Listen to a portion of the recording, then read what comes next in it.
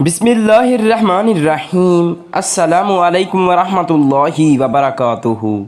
मोहतरम नाज़रीन, हज़रत अली उल मुर्तज़ा करमल्लाहु वजहुल करीम का कौल मुबारक है, वालिदैन के ऐसे गुनाह जो अपनी औलाद की ज़िंदगी बर्बाद कर देते हैं, उनकी ज़िंदगी को अजीरन बना देते हैं। हज़रत अली उल मुर्तज़ा करमल्लाहु वजहुल करीम का कौल मुबारक है, गुनाह जंजीरों की मानिंद होते हैं जो आपको अंधेरों की गहराइयों में खींच कर ले जाते हैं, और जो गुनाह बार बार करता है उसके लिए तौबा करना मुश्किल हो जाता है, क्योंकि गुनाह दिल पर उस वक्त तक निशान छोड़ जाती हैं जब तक कि वो सख्त ना हो जाएं, और जो गुनाहों में डूब जाता है ईमान की मिठास से महरूम हो जाएंगे और आखिरत में अज़ाब में मुब्तला हो जाएंगे, बशर्ते कि वो तौबा ना करें और अल्लाह ताला से इस्तग़फ़ार करें, क्योंकि अल्लाह ताला रहम करने वाला और बख्शने वाला है और वो तमाम गुनाहों को बख्श देने वाला है, सिवाय इसके जो अपने गुनाहों पर तौबा किए बगैर उड़े रहें। और जो शख्स इस्तग़फ़ार करता है और अल्लाह ताला की तरफ पलटता है तो वो पाएगा कि उनके गुनाह मुआफ़ हो गए हैं, उनका दिल साफ़ हो गया है और उन्हें गुनाहों के बोझ से आज़ाद होकर नई ज़िंदगी दी जाएगी। हज़रत अली उल मुर्तज़ा रज़ियल्लाहु ताला अन्हु रसूल अल्लाह सल्लल्लाहु अलैहि वसल्लम के मशहूर सहाबी और इस्लामी माशरे में एक मुअज़्ज़िज़ आलिम और रहनुमा थे।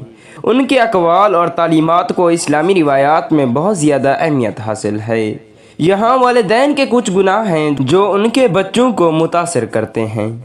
अल्लाह ताला के अहकाम की नाफरमानी, नाशुक्री और नाशुक्री, झूठ और बेईमानी, गीबत और बहतान, लालच और कंजूसी, गरूर और तकब्बुर, हसद और हसद, गुस्सा और तशद्दुद, नमाज और इबादत से गाफिल होना, वालिदैन और बुज़ुर्गों के बेइज्जती करना, ये गुनाह बच्चों को मुख्तलिफ़ तरीक़ों से मुतासिर कर सकते हैं, जैसे विरासत में मिलती जुलती ख़ासिलतें और आदत, रूहानी और जिस्मानी बीमारियों में मुब्तला होना, ज़िंदगी में मुश्किलात और मुश्किलात का सामना करना, नेमतों और हिदायत से महरूम होना, गुनाह और शर्म की मेरास में मिलना।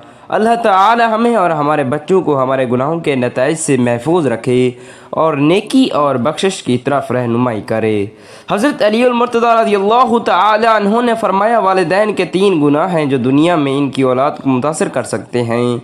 अल्लाह ताला के अहकाम की नाफरमानी, नाशुक्री, झूठ और बेईमानी। उन गुनाहों की वजह से बच्चों को तकलीफ़ हो सकती है। गुर्बत और माली जिद्दोजहद, बीमारियां और जिस्मानी बीमारियां, मुनासिब शरीक हयात तलाश करने में दुश्वारी, बच्चे पैदा करने में दुश्वारी या ज़रखेज़ी के मसाइल, रोज़ी कमाने में दुश्वारी, कामयाबी और खुशहाली के हसूल में दुश्वारी। अल्लाह ताला हमें और हमारे बच्चों को हमारे गुनाहों के नताइज से महफूज रखे और हमें नेकी और बख्शिश की तरफ रहनुमाई करे। हज़रत अली उल मुर्तज़ा रज़ियल्लाहु ताला अन्हु रसूलुल्लाह सल्लल्लाहु अलैहि वसल्लम के चचाज़ाद भाई और दामाद थे और आप सल्लल्लाहु अलैहि वसल्लम के सबसे ज़्यादा इल्म और दानिशमंद सहाबा में शुमार होते थे। इस्लामी रिवायात में इनके अक़वाल और तालीमात का बहुत एहतराम किया जाता है।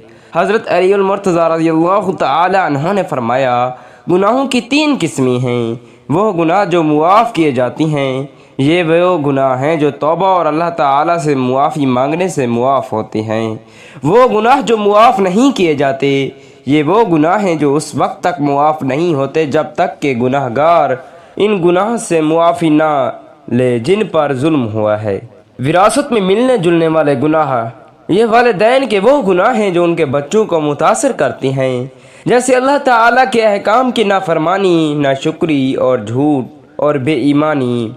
ये गुनाह दुनिया और आखिरत में बच्चों को मुतासर कर सकते हैं जब तक कि वो तौबा और इस्तग़फ़ार ना करें। हज़रत अली उल मुर्तज़ा रज़ियल्लाहु ताला अन्हु ने फरमाया, वालिदैन के गुनाह उनके बच्चों को विरासत में मिलते हैं और औलाद के गुनाह उनके वालिदैन को वर्से में मिलते हैं। इसलिए गुनाह के इस चक्कर को तोड़ने के लिए तौबा और इस्तग़फ़ार करना ज़रूरी है। हमें और हमारे बच्चों को हमारे गुनाहों के नताइज से महफूज रखे और नेकी और बख्शिश की तरफ रहनुमाई करे।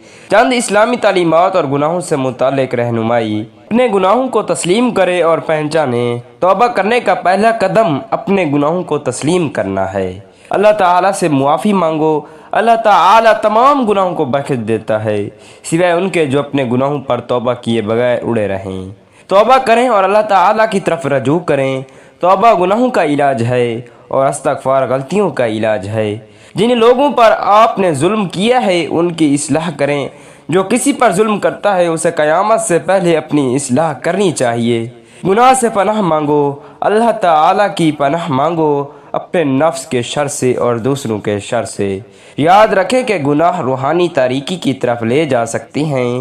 گناہ زنجیروں کی مانند ہوتے ہیں جو آپ کو تاریکی کی گہرائیوں میں لے جاتے ہیں۔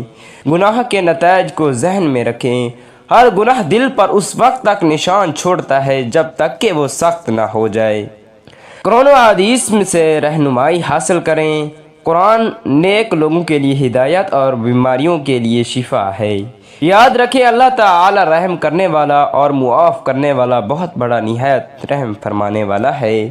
اللہ تعالی اپنے بندوں پر اس سے زیادہ مہربان ہے جتنا کہ ماں اپنے بچے پر۔ تقوی اور تقوی کے لیے کوشش کریں۔ تقوی آخرت کا بہترین سامان ہے۔ اللہ تعالی ہمیں نیکی، بخشش اور رحمت کی طرف رہنمائی فرمائے۔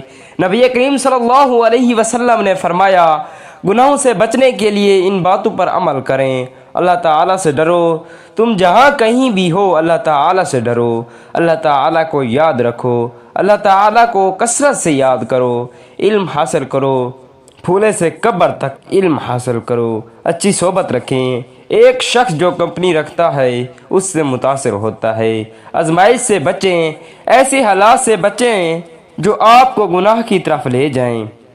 اپنی خواہشات پر قابو کریں۔ جو اپنی خواہشات پر قابو رکھتا ہے وہ اپنے گناہوں پر قابو رکھتا ہے۔ معافی مانگو، اللہ تعالیٰ سے کثرت سے معافی مانگو۔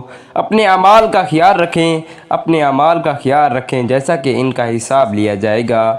عاجز رہو کیونکہ غرور گناہ کی طرف لے جاتا ہے۔